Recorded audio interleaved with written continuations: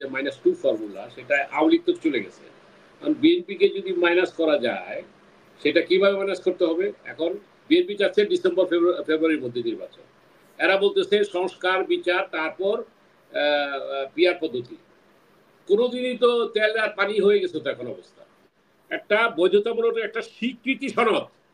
অর্থাৎ এই সরকার একটা সনদ দিতে পারলেই যদি তাদের একটা স্বীকৃতি দেওয়া হলো। এরকম যেন একটা মূল লক্ষ্য তাদের ভিতর আমরা পরিলক্ষিত দেখতে পাচ্ছি। হোয়াই? কেন এটা হবে? আজকে তারা সত্যিকারভাবে সেই জিনিসটা হওয়া উচিত এবং তারা কখনো দেখা গেছে যে বিএনপির উপর নির্ভর করতেছে, কখনো দেখা গেছে যে জামাতের উপর নির্ভর করতেছে, কখনো দেখা যাচ্ছে মব জাস্টিসের উপর নির্ভর করতেছে। No, it should not be. এই যে আজকে আপনি যে যাই বলুক, আজকে কিন্তু এইটা মেসেজ ফ্রম জামাতে ইসলাম। তারা কিন্তু তাদের শক্তি প্রদর্শন করেছে। নো ভাড়াটে ইজ দেয়ার। আমি ক্লিয়ারলি আমি কিন্তু জামাত করি না। আমি জামাতের জোটেও নাই। But I can say you, আমি প্রত্যক্ষ দেখেছি। তাদের শক্তি দেখিয়ে প্রমাণ করলো আগামীতে জাতীয়তাবাদী শক্তির সেই মানে চাঁদাবাজির কারণে সে একটা মেসেজ দিছে কিন্তু দুর্নীতি বিরুদ্ধে এবার সংগ্রাম। যে আমাদের অনৈক্যের কারণে আমাদের দেশ, জাতি, জনগণ গভীর সংকটে উপনীত হবে এবং এবং এইটা হলে এই যে জুলাইয়ের একটা ফ্যাসিস্ট বিরোধী আন্দোলনে যে একটা অভ্যুত্থান হয়েছিল, শুধু তাদের সাথেই আপনি বিশ্বাসঘাতকতা হবে না। এটা গণতন্ত্র উত্তরণের পরিবর্তে বাংলাদেশ হবে মানে আধিপত্যবাদী শক্তি বলেন, আমেরিকা বলেন, কিংবা যে কোনো শক্তি তাদের স্বার্থ হাসিলের একটা উর্বর স্থান হবে বাংলাদেশে। সুতরাং এখানে প্রত্যেক বক্তা যে জাতীয় ঐক্যের কথা বলেছেন তার সাথে একমত। এখানে মহসিন ভাই আমার খুব কাছের জন, সজ্জন, খুব প্রিয়জন। ওনার কথার অনেকাংশে আমি একমত। কিছু কিছু জায়গায় আমি দ্বিমতের জায়গাটা আগে বলি এই কারণে যে আজকে আমার বাসাটা হলো পরিবার। আমার দেখার সুযোগ হয়েছিল জামাতের মিটিংটা। কারণ আমি গাড়ি নিয়ে অনেক জায়গায় যেতে পারি নাই। যদিও আজকে রাস্তাঘাটে গাড়ি ঘোড়া কম ছিল, রিক্সা ছিল, ছিল। যাই হোক, আমি আপনাকে খুব ফ্র্যাঙ্কলি বলি, আমি কিন্তু আগে বলছি আমি একজন লিবারেল ডেমোক্র্যাট, আমি ন্যাশনালিস্ট। তারপরও আজকে জামাত যেটা দেখিয়েছে এটা ভাড়া করা কোনো লোক, খুব ক্লিয়ার মেসেজ। আমি জাতীয় পার্টি যখন ক্ষমতায় ছিলাম, আমরা যখন মন্ত্রী ছিলাম, ওই বস্তি থেকে লোক আইনা আমরা ভরছি, বিএনপি করছে, আওয়ামী লীগও করছে। এটা ব্রিগেডিয়ার সাহেব যেটা বললেন এটা হলো বাস্তবতা। কিন্তু এই যে ইয়েরা হুজুররা যেটা করলো এর আগে চরমনাই পীর, তার যে জনসমাগম ছিল তার চেয়ে ডাবল লোক আছে এবং সেটা এই লোকগুলি যারা দেখছি আমরা কিন্তু সব টুপি এবং দাড়ি এবং সাদা পাঞ্জাবি পরা, এখানে কোনো সাধারণ লোকজনের উপস্থিতি ছিল কম ছিল। এক, দুই নম্বর হলো যে যেহেতু এটা তারা একটা রেজিমেন্টেড দল, আজকে দেখেন তাদের তো চাঁদাবাজি করতে হয় না, তাদের ব্যাংক আছে, তাদের বিমা আছে। আপনি রেলের কথা বললেন, তারা রেলের টাকা দিয়ে ভাড়া করে লোকগুলি আনছে, মানে রেলের ভাড়া তারা দিয়ে দিছে, তারা সরকারি কোনো সুযোগ সুবিধা নেয় না, রেলের ভাড়া দিয়ে দিছে। সরকার যেটা পাওয়ার পাইছে সেখানে বসে আমি, আপনিও পারেন সেই রেলের ভাড়া যদি আপনি বড়যাত্রা নিয়ে কোথাও যান, আমার এতগুলি লোক হবে, এই সেই সুযোগ কিন্তু বর্তমানে রেলওয়েতে সেটা আছে, সেটা আপনি করতে পারেন। এক বগি ভাড়া করতে পারেন, পুরা 10 বগি ভাড়া করতে পারেন, সেটা অন্য জিনিস। আমি যেটা বলতে চাচ্ছি, আজকে তারা যেটা দেখিয়েছে, তারা 5ই আগস্টের পূর্বে বাংলাদেশের রাজনীতি ছিল আওয়ামী লীগ, অ্যান্টি আওয়ামী লীগ। অ্যান্টি আওয়ামী লীগে আমার মুসলিম লীগের আমার মহসিন ভাই আছেন, আমার সম্মানিত, আমরা যারা জাতীয়তাবাদী রাজনীতি করি, বিএনপি, অর্থাৎ অ্যান্টি আওয়ামী লীগে ছিল অনেকগুলি, জামাত সহ, সেই বিএনপি জামাত বলতো, আওয়ামী লীগ বলতে বলতে তো ফেনাই তুলছে বিএনপি জামাত। এখন যেহেতু আওয়ামী লীগ চলে গেছে, এখন আমার কাছে যেটা মনে হয় যে 111 যেটা হয়েছিল, 111-এর সময় কিন্তু -2 ফর্মুলার একটা ইয়ে ছিল। আমি এটা, আমার সাথে সবাই একমত নাও হইতে পারে, এখানে কিন্তু সেই জিনিসটাই মানে আমার মনে হয় নেপথ্য থেকে হয়েছে যে -2 ফর্মুলা, সেটা আওয়ামী লীগ তো চলে গেছে। কারণ বিএনপিকে যদি মাইনাস করা যায়, সেটা কিভাবে মাইনাস করতে হবে? এখন বিএনপি চাচ্ছে ডিসেম্বর, ফেব্রুয়ারির মধ্যে নির্বাচন। এরা বলতেছে সংস্কার, বিচার, তারপর পিআর পদ্ধতি। কোনোদিনই তো তেল আর পানি হয়ে গেছে তো এখন অবস্থা। আর এখানে ইউনূস সাহেব যে কথাটা মহসিন ভাই যথাযথ বলছেন, এদের স্টেটমেন্টশিপের এত ব্যর্থতা এমন জায়গায় আসছে যে আজকে তাদেরকে এই জায়গাটা চেঞ্জ হইতে হবে। এবং এই সেনাবাহিনী সম্পর্কে যেটা বলছেন, আমি এই জায়গায় তার সাথে সহমত পোষণ করতে চাই। এই কারণে, কারণ সেনাবাহিনী একটা ইনস্টিটিউশন। এই সেনাবাহিনী ৭১-এ আমরা দেখেছি, আমরা ৭৭-এ দেখেছি, আমরা ৯০-তে দেখেছি, আমরা এই ২৪-এ দেখেছি। এই সেনাবাহিনী যদি পাশে না থাকতো, এই ইয়েকে হাসিনা কিন্তু ৪৫ মিনিটে যাওয়ার কথা না। যদি থাকতো, তার এসএসএফ কি করতো? অনেক গোলাগুলি করতো, অনেক জানমালের অনেক ক্ষতি হতো। সেনাবাহিনী সেটা হইতে দেয় না। এটা কিন্তু অবশ্যই স্বীকার করতে হবে। আমি ব্যক্তিগতভাবে ওয়াকার সাহেবকে পছন্দ করি আর না করি, অ্যাজ এ ইনস্টিটিউশন এটা আমাদের একটা আস্থার জায়গা, ভরসার জায়গা। এখন কথা হচ্ছে যে এই অবস্থা চলতে থাকলে, অর্থাৎ আমি কন্ট্রোলিং রিমার্কসটা যেটা করতে চাই, যদি আপনার ঐক্য না হয়, আমরা নির্বাচন চাই, ওকে। আগে যদি না হয় তাহলে তো অটোমেটিকলি তো এই দেশে যে নৈরাজ্য বাড়তেছে, এই যে আমরা মানে দোষারোপের রাজনীতি আওয়ামী লীগের সময় যা দেখছি, এখন আবার সেই দোষারোপের রাজনীতি ফিরে আসতেছে। আমরা সুস্থ রাজনৈতিক সংস্কৃতির বিকাশ ঘটানোর পরিবর্তে অসুস্থ প্রতিযোগিতা, যেটা গোপালগঞ্জে হলো, যেটা আজকে আপনি বললেন চকরিয়া হলো, তো একই জিনিস তো হতেছে। What is the difference? No difference. তাহলে কি করতে হবে? এখানে সেনাবাহিনীকে একটা কার্যকর ভূমিকা গ্রহণ করতে হবে। এখন আমার প্রশ্ন, সেনাবাহিনী কার্যকর ভূমিকা গ্রহণ করলো কতদিনের জন্য? সুতরাং এখানে আমার মনে হয় যে আমাদের সবাইকে সোল সার্চিং করতে হবে যে আমরা কি চাই।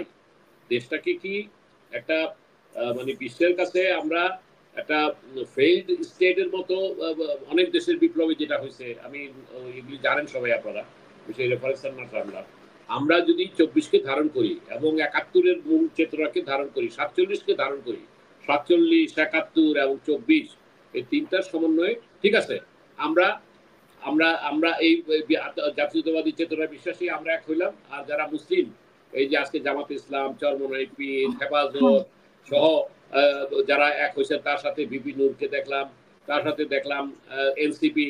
এনসিপিকে আমরা এখানে, আমি মহসিন ভাইয়ের মতো আমি চিলড্রেন পার্টি বলবো না, তাদের অভিজ্ঞতার অভাব আছে, প্রজ্ঞার অভাব আছে, কিন্তু তাদের মাইন্ডটাকে কিন্তু রিড করতে হবে। এরা তো একটা প্রজন্মকেই করে, যদিও এদের সাথে অনেক প্রজন্মের অনেকের সংযুক্তি নাই, অন্তর্ভুক্তি নাই, কিন্তু আমি তাদেরকে সম্মান করতে চাই। অর্থাৎ আমার কনক্লুডিং রিমার্কসটা যেটা আপনাকে করতে চাই, এখানে আইদার ঐক্যমতের ভিত্তিতে একটা সুনির্দিষ্ট রোড ম্যাপ অনুযায়ী নির্বাচন হইতে হবে, সেটা পিয়ার হোক, যেমন আমি যেটা বলছি যে নিম্নকক্ষে প্রচলিত নিয়মে আমরা ই করতে পারি, কি বলে, এই যে ইলেকশন করতে পারি, উচ্চ কক্ষে পিয়ারের ভিত্তিতে নমিনেশন হইতে পারে, এটা একটা সলিউশন। মাঝামাঝি দুই পক্ষ কি করে, এখন বিএনপি বলতেছে আমরা উচ্চ কক্ষ চাই না, নিম্ন কক্ষ চাই না, আবার এরা বলতেছে দুই কক্ষেই আমরা পিয়ার চাই। এটা থেকে বেরিয়ে আসতে হবে। না হইলে ওই তাহলে আমি মহসিন ভাইয়ের সাথে একমত, has to be intervene, without no chance. দেশটাকে এইভাবে জানমাল নিরাপত্তাহীনতায়, অরাজকতায়, অস্থিরতায়, অনিশ্চয়তায় দেশকে, জনগণকে, জাতিকে আমরা ফেলে দিতে পারি না। সুতরাং অতীতে এই আর্মি ইন্টারভিন করেছে।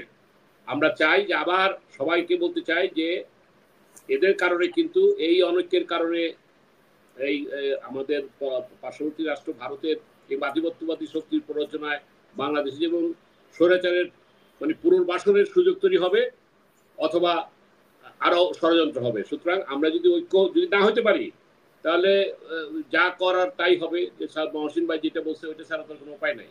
আমরা চাই, the first choice is plan A, we have to unite it and we have take a decision যে আমরা ইলেকশনটা এই সময় করব। এই কারণ এখন ওই যে প্রথমে আমি বলে গেলাম যে এরা আলোচনার সংস্কৃতি তৈরি করলো, but they totally failed Yunus administration. এবং সেখানে দেখেন আমাদের মহসিন ভাই একজন বিজ্ঞ রাজনীতিবিদ, আমি সে সামনে আসলে প্রশ্নটা করতেছি না, উনি একটা তার সে কিন্তু নিবন্ধিত দল, তাকে কেন টাকা হয় না? কিংবা আমরা যারা নবগঠিত দল করেছি, আমাদের মধ্যে তো অনেক বিজ্ঞ লোক আছে, কেন স্পেস নাই? আবার ওইখানে তো অনিবন্ধিত অনেক দলকে তারা তাদের সাথে, অর্থাৎ আওয়ামী লীগ, বিএনপি কিছু লোকের নাম দেয়, জামাত কিছু লোকের নাম দেয়, কিছু দলের নাম দেয়, তারাই গিয়ে আলোচনায় অংশ নেয়। ওই মহসিন সাহেবের মতো একজন বিজ্ঞ আইনজীবী, উনি কিন্তু কোনো ভূমিকা রাখতে পারতেছেন না। আমাদের অতীতের অভিজ্ঞতা, রাজনীতির অভিজ্ঞতা, ছাত্র রাজনীতি, আমি জাতীয়তাবাদী ছাত্র দলে শহীদ জিয়ার সাথে আমি রাজনীতি করার সুযোগ হয়েছিল। আমি কিন্তু প্রতিষ্ঠাতা, আপনি জানেন, আমি প্রথম নির্বাচিত সভাপতি জাতীয়তাবাদী ছাত্র দলে। যাই হোক, পরবর্তীতে মন্ত্রী হয়েছি, কিংবা যতটুকু রাজনৈতিক অভিজ্ঞতা আছে আমার মতো, এখানে আমাদের দলে অনেক সাবেক বেসামরিক আমলা, সামরিক আমলারা রয়েছেন।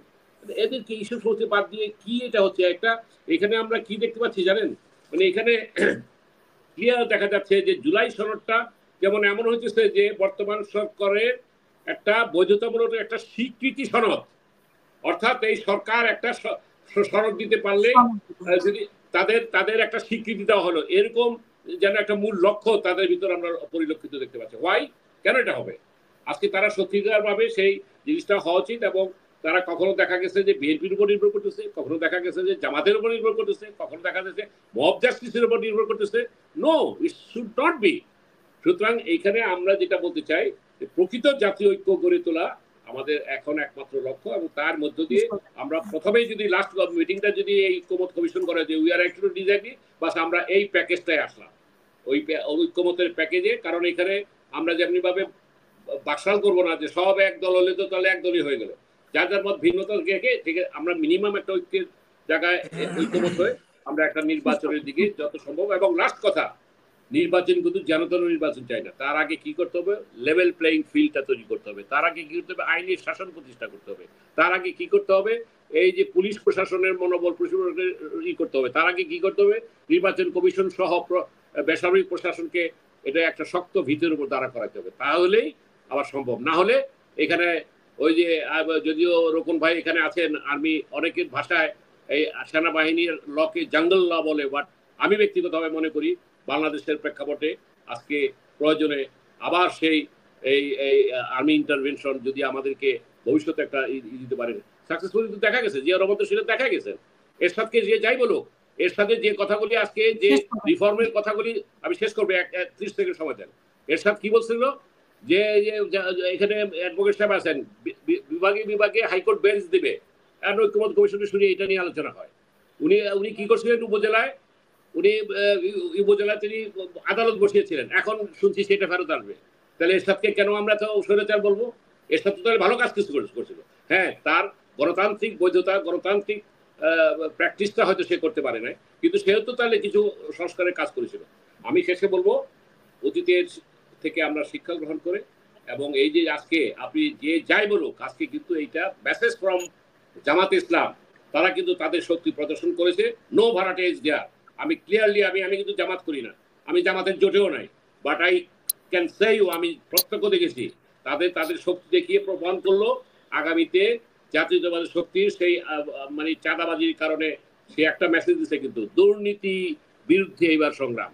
এই কথা তো এরশাদও বলছিল, আগেও হয়েছে, দুর্নীতি কিন্তু সবকালে ছিল। আর আওয়ামী লীগের 17 বছরে তো যা ইচ্ছা তাই লুণ্ঠন হয়েছে।